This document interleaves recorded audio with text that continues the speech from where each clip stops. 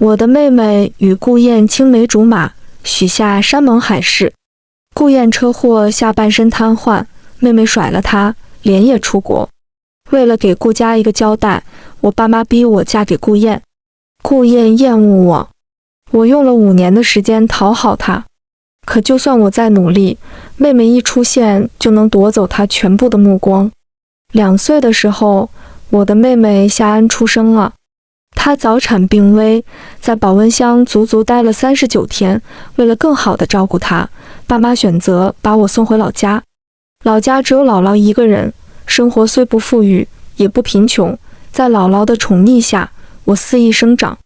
直到初一那年，姥姥去世，我爸妈好像才想起我的存在，把我接到身边。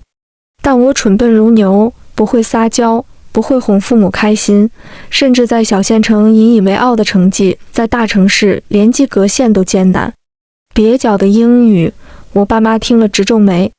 怎么是这样？随便找个学校得了，也不指望她能跟安安一样。我的妹妹不仅有姣好的外貌，还有极高的音乐天赋。15岁悉尼歌剧院独奏，17岁维也纳金色大厅演出，被外界誉为天才钢琴少女。妹妹说，我不应该回来，要不是我，她会是夏家的独生女，拥有爸妈全部的宠爱。她讨厌我，恨我。今天是夏安回国的日子。天才钢琴家时隔5年回国，引得大批记者粉丝蹲守机场。在聚光灯下，夏安耀眼得如同天上的明月，让人挪不开眼睛。到场的记者举起话筒，夏小姐，您在国外的事业蒸蒸日上，这次突然回国，请问是有什么契机吗？外界传言，夏小姐将开展国内首次独奏公演，是否属实？夏安笑得温柔，之后会推出公演活动。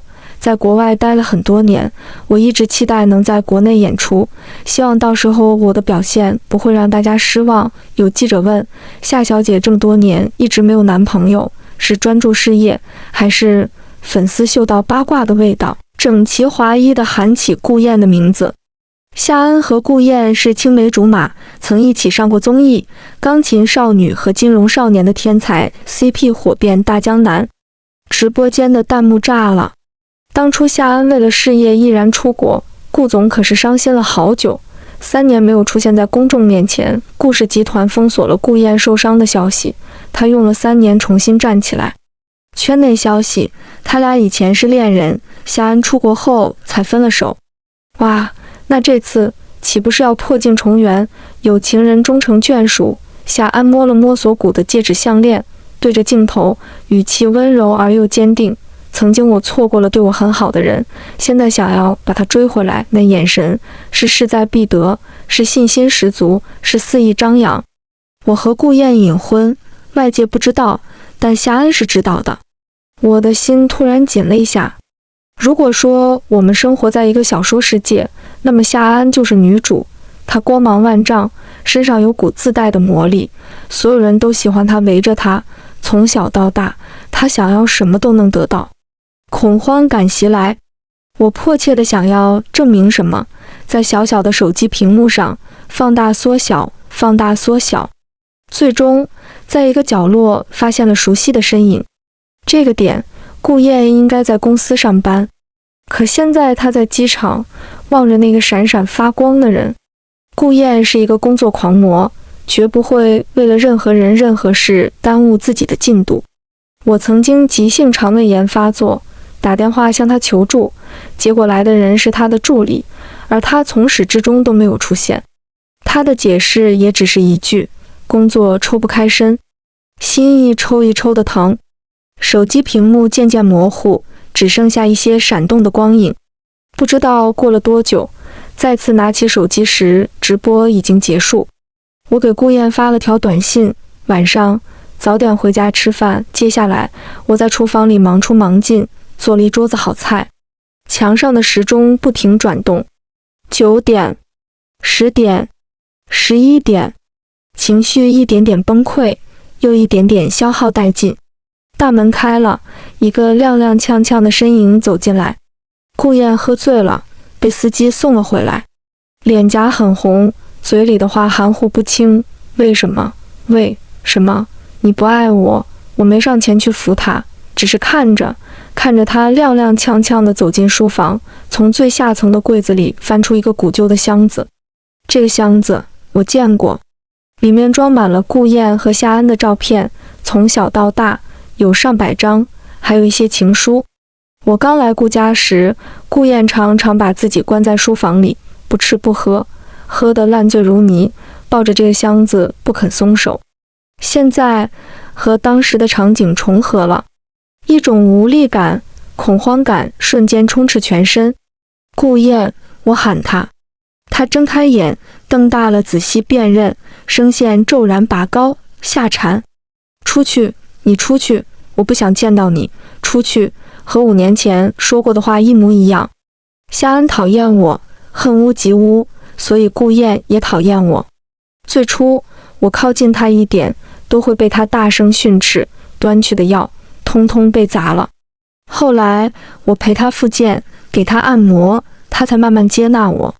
现在夏安一出现，我就输了。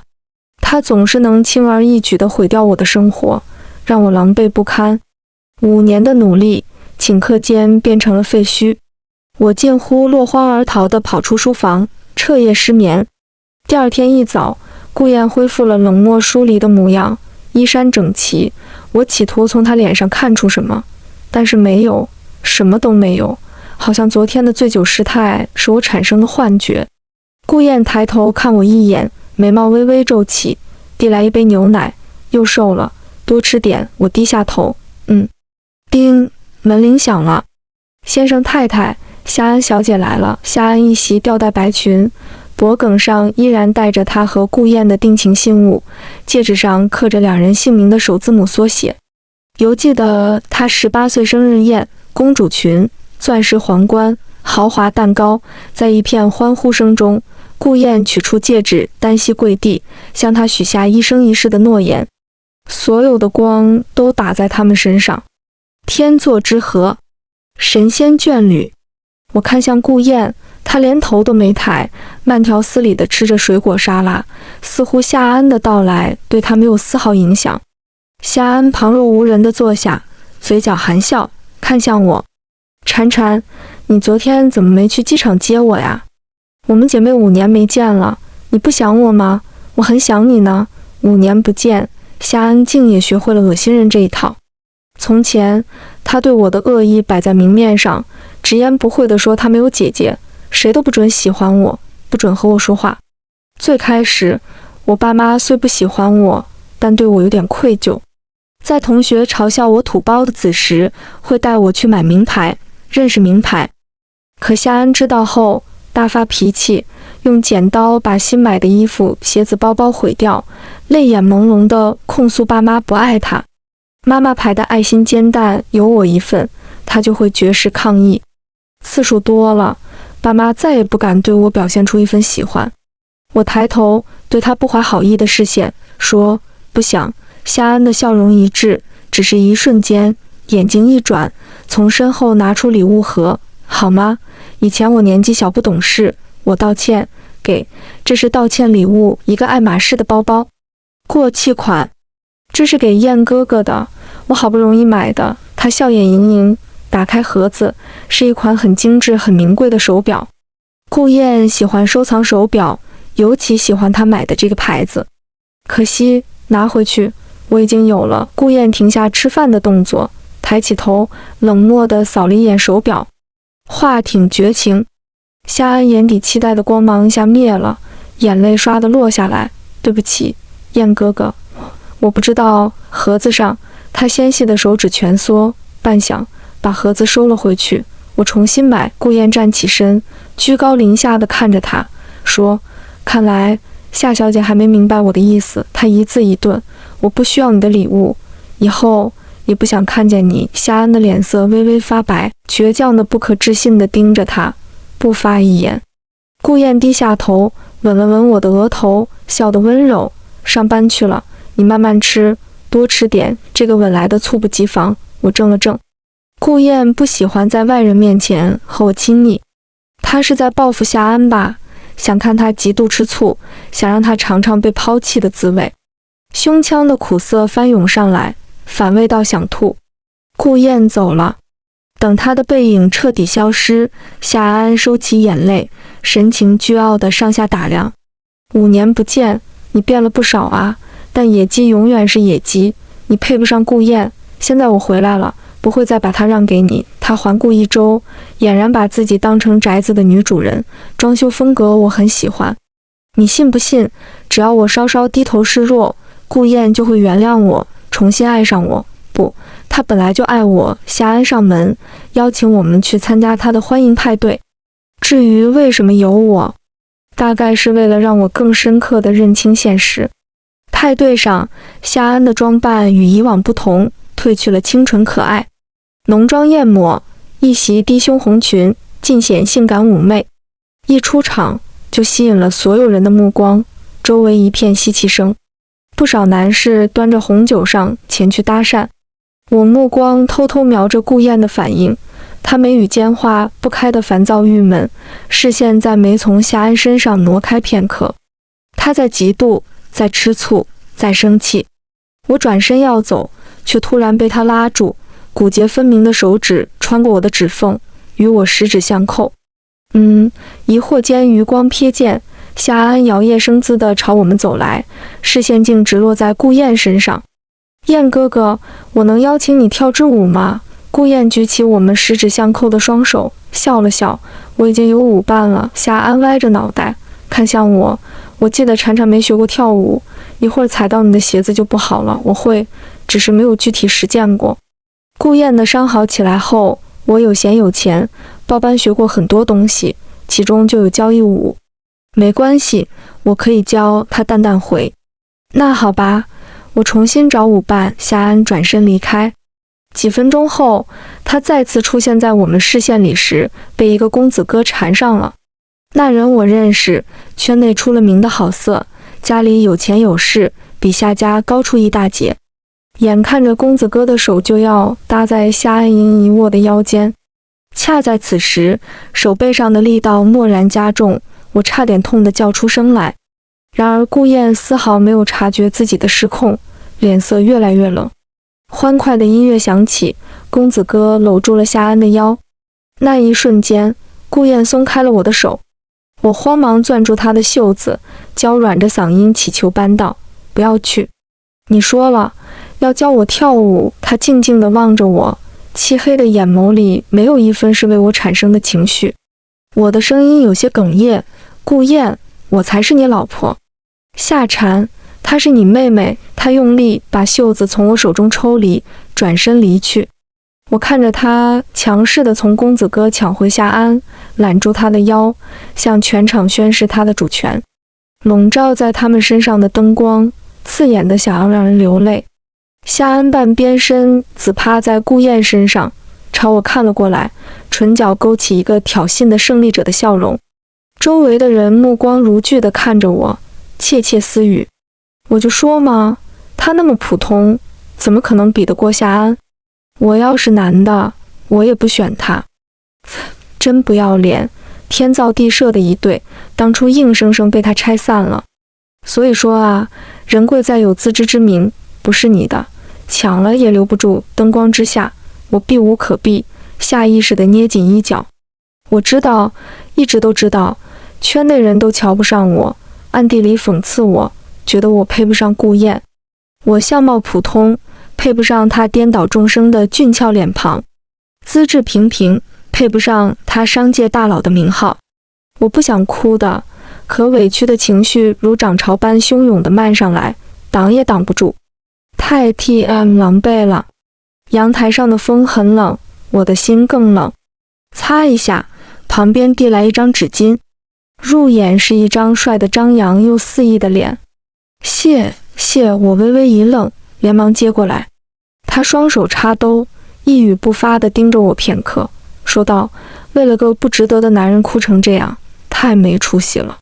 你值得更好的。”他从包里掏出几张皱成一团的纸巾。算了，想哭就哭，只多的是，我觉得他莫名其妙，却又让人生不气来。派对的气氛越来越浓烈。夏安喝了不少酒，脸颊微红，平添几分媚态。他缠着顾燕，颇有种借着酒劲壮胆的样子，睁着一双泛着水光的杏眸，无辜又委屈道：燕哥哥，你怨我恨我都可以，但是你不能误会我。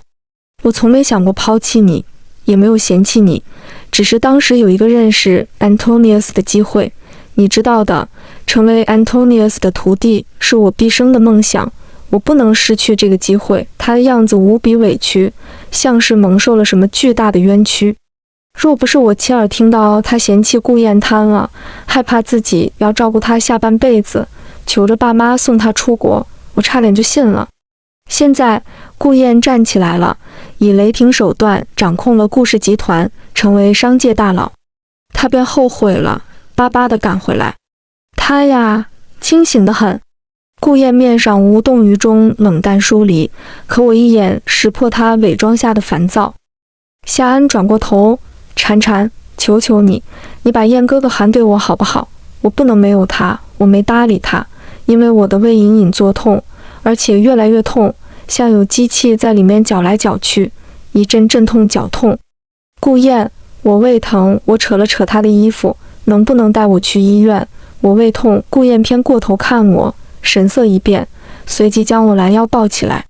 去医院的途中，我意识越来越模糊，隐隐约约听到惊慌的喊声，有人在喊我的名字。再次睁眼的时候，已经躺在病床上，手上吊着盐水，浑身发软。病房微弱的灯光下，有个男人趴在床尾。我试探性的小声说：顾燕，顾燕，别喊了。陌生的声音吓我一跳。他站起身，我方才看清他的脸，派对上给我地址的帅哥，只是现在头发有些乱，衬衫皱巴巴的，还有些污渍。有个大胆的想法出现我脑海里，这是我吐的。他表情变得古怪难看起来。你说呢？看样子是我吐的，没跑了。对不起。他拉了凳子坐下，翘起二郎腿，饶有趣味地看着我。没事，帮我洗干净就行，记得手洗。我这衣服很贵的，外面的天黑透了。我左看右看，病房里没有其他人。别看了，顾燕不在，她刚抱你上车，你那个绿茶妹妹就出事了。别人提起顾燕，夏安一脸羡慕崇拜，而他溢于言表的嫌弃。他没说完的话，我也懂，今天第二次被抛弃了。夏婵，你不是这么没有出息的人。我微微愣神，收起落寞的表情。我们以前认识。他没回答，而是换了个话题。你有很严重的肠胃炎，要好好吃饭，未来10天只能喝白粥。知道，我敷衍道。他絮絮叨叨的又说了些饮食注意事项。算了，说了你也记不住，加个微信，我发给你。奇怪，我竟然在他身上感受到了宠溺。我拍了拍脸，果然是缺爱太久，陌生人的善意都会被我无耻放大。临走前，我才知道他的名字，宋帆。那天过后，顾燕时不时望着手机出神。我知道他在和夏安聊天，虽然不知道那晚发生了什么，但现在看了，他们破镜重圆了。到底是我高看了顾燕，还以为他会再坚持些时日。饭桌上，他又捧起了手机，是时候做出决断了。我放下筷子。顾燕，我们离婚吧。他捧着手机的手一顿，脸色瞬间阴郁下来。为什么？他竟然问为什么？难道他也认为像我这样的人没有资格提出离婚？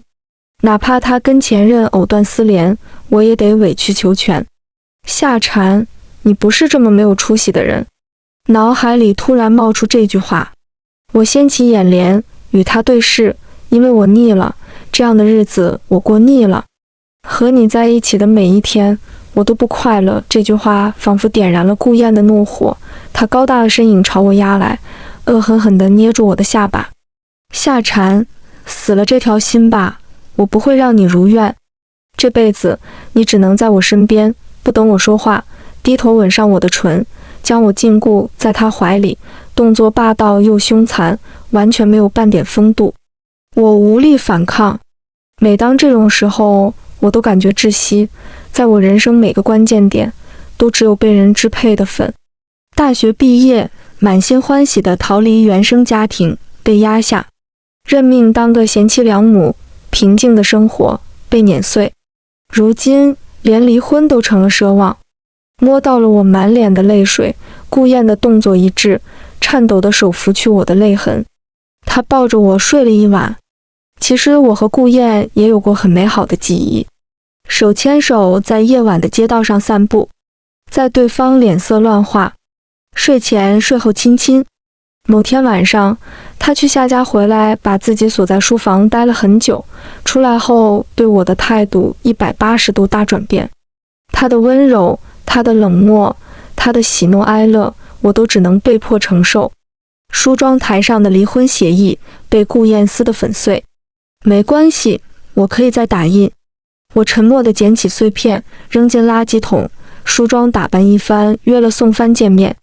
我们以前认识，咖啡馆里，宋帆一如既往的吊儿郎当，漫不经心。我查过他的背景，家里做房地产生意，上头有一个厉害优秀的哥哥。他呢，拿着公司的分红，游手好闲。5年前，就是我嫁给顾燕的那一年，他消失了。直到这个月才出现在大众的面前。那日见了他，总觉得似曾相识，好像遗忘了很重要的人，很重要的事。这种情绪萦绕在心里，久久不散，十分难受。他挑了挑眉，啧啧2声，夸张地张大嘴巴。5天的时间，整整5天，你还没想起我？我摇摇头。他垂头丧气，我们以前是邻居，你忘了？我给你吃过糖，陪你钻过狗洞，结果几年不见，你就把我忘得一干二净，好没良心。我还是摇摇头，记忆里完全没有宋帆这号人，而且我确定以及肯定我的记忆没有缺失，很连贯。我问，你说我们认识，有证据吗？宋帆带我去了一栋烂尾楼，荒废的墙上涂满了涂鸦，很是壮观。这半是你涂的，你忘了？这半是我的。他左窜右跳，从一丛杂草里抱出几罐喷漆，晃了晃往墙上喷。一只张牙舞爪的小猫活灵活现地出现。我跃跃欲试，给我一个。我画了一只简易版小鸟。这只小鸡长得挺特别，我怒踹它一脚。是小鸟，一来二去，喷漆没喷墙上，喷了一身。我的白短袖上5颜6色，精彩极了。玩累了，我俩躺在草地上。有没有想起点什么？没有。宋帆侧身拍拍我的头顶，没关系，也没多重要，记不起来就算了。打开门，顾燕坐在门口，视线在我身上停留了片刻，声音平静克制。你去哪儿了？今天是夏恩独奏演出的日子，我本以为他不会在家。去还衣服，顺便玩一玩涂鸦。和谁？上次送我去医院的人。他默了默，牵起我的手往餐桌去。我熬了粥，你尝尝。我没动。他舀了口粥喂到我嘴边，声音很温柔，但莫名的透着强烈的不容置喙。张嘴，我很了解他，他在生气，可我没有胃口。盯着他看了一瞬，张嘴吞咽。这顿饭吃得味同嚼蜡。深夜突然惊醒，脸上冰凉凉的，一摸满脸的泪水。我愣了愣，身边的位置是空的，顾燕不在。卧室下边的缝隙透出些许光亮，我没穿鞋，悄悄打开了一道缝，看见顾燕在跟谁打电话，异常的烦躁，一口一口抽着烟。因为我鼻子敏锐，讨厌烟味，他已经很多年没有抽过烟了。声音很低，我离得远，唯一捕捉到的字眼是宋帆的名字。5年来，这是我第一次回下家，一切都没有改变，只是我的房间成了杂物间。当初走得匆忙，好多东西没来得及带走，包括一本记录了我大学4年的日记本。我翻遍了所有角落，吃了一嘴的灰，也没有找到。突然发现夏安站在门口，漫不经心地摆弄着指甲，对上我的视线，嘴角微微勾起。找到了吗？你那些破烂啊，早被丢了。爸妈说留在家里占地方，让回收垃圾的工人收走了。夏安官会用这一招，一遍又一遍地提醒我爸妈不爱我的事实。最初，我用叛逆的方式一遍遍佐证爸妈爱我，换来的只有伤害。我才明白，爱是祈求不来的。既然找不到，也没必要再留下去。我冷淡的态度却惹恼了夏安。你究竟要在不属于你的位置上待多久？你听不到吗？所有人都说你配不上顾燕，只有我，像我这样优秀的人才能站在他身边。我冷冷地说，让顾燕亲口跟我说，让你出来当狗，他算什么男人？他被我气得发抖，瞬间又冷静了下来，笑得有丝诡异。要说可悲，最可悲的是你，夏蝉。顾燕她根本不爱你，真正爱你的人你却……夏安，顾燕怒吼，截断了夏安要说的话。爸妈急匆匆赶来，场面一时间变得混乱起来。争执之下，我被一只手推下了楼。小同学，逃课呀！喂，给你颗糖，别哭了。这只小鸡长得挺特别，一起淋了雪，你可就是我的人了。蝉蝉，嫁给我好不好？原来宋帆不是我的邻居，而是校友。高三，我从学校围墙上一跃而下，跳进一个帅哥怀里。小同学，逃课呀！他贱兮兮的拽着我的马尾，非要告发我。我一气之下狠狠咬了他一口，头也不回地跑了。这就是我和宋帆的初遇。据说他为了复仇，翻遍全校，最终在体育馆找到了被校园霸凌的我。他没有复仇，反而救了我。后来我问宋帆为什么，他说受不了张牙舞爪的野猫被人欺负，同桌学习压力大，用小刀自残，被老师发现。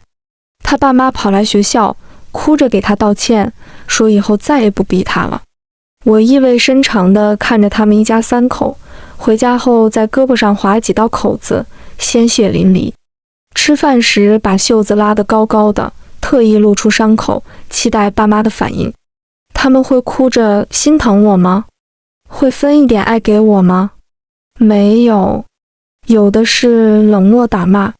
是宋帆，是他天天督促我擦药，说女孩子留疤很丑，说就算全世界都不爱你，你也要爱自己。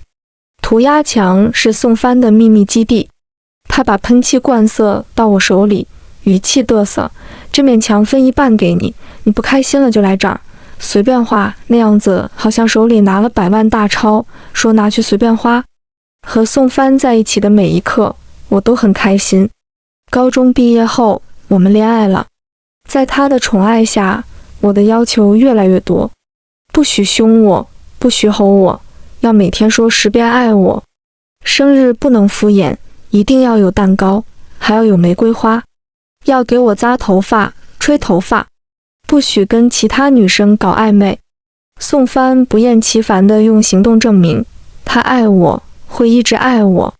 曾经歇斯底里、横冲直撞对待世界的我，原来也会撒娇，也会嘟嘴卖萌。原来被爱也会让人长出血肉。出血了。校园里，我左手提着糖炒栗子，右手被宋帆牵着。雪很大，两人头发、衣服都积了一层雪。蝉蝉，一起淋了雪，你可就是我的人了。我仰起头，天真道，我本来就是你的人啊。他欣喜若狂，抱住我，你答应嫁给我啦？我一撇嘴，什么吗？求婚不是这样的，要单膝下跪，要有戒指。他说，可是戒指在你脖子上戴了很久了。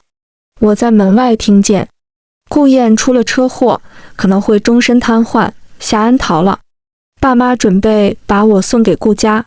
不行的，我已经答应了宋帆的求婚。我和宋帆私奔了，却在去机场的路上被绑架。绑匪是冲着宋帆来的，他们揪着我的头发，强迫我看，那些棍棒、拳头，刀一下下落在宋帆身上，血红的晚霞染透了整个烂尾楼。4小时的凌虐里，充斥着野兽般绝望的哀嚎、嘶鸣。记忆里最后一刻，我们分别被抬上了救护车。我头部受到重创，醒来后忘记了有关宋帆的所有事。想起来了，我全都想起来了。心脏疼痛到无法呼吸，我蜷缩着在病床上，久久缓不过神来。顾燕在我耳边慌张地大声喊我的名字。我睁开眼，喉咙嘶哑，发出的声音很低。宋帆，宋帆在哪儿？你们把宋帆还给我，好不好？我好想他。顾燕脸色刷白，扶着床头，险些站不住。我挣扎着要起来，手机，我的手机。他颤抖的手按住我的肩膀，含着泪光的眼睛通红。你好好休息，我去把他找来。我说，不骗我。不会了。他走出病房。10几分钟后，宋帆来了。